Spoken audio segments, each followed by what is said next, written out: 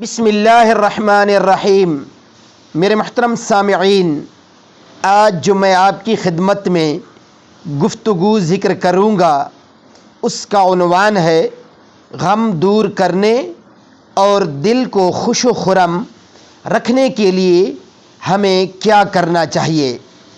میرے محترم سامعین، اس بارے آج کی گفتگو ضرور توجہ سے سماعت کیجیے اور اللہ کی رضا کے لیے آگے بھی پہنچا دیجیے۔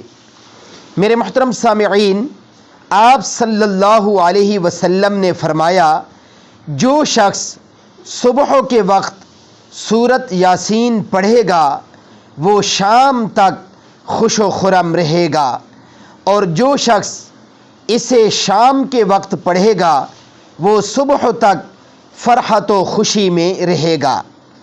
میرے محترم سامعین، آپ صلی اللہ علیہ وسلم کا یہ بتلایا ہوا مبارک وظیفہ ہمیں ضرور کرنا چاہیے۔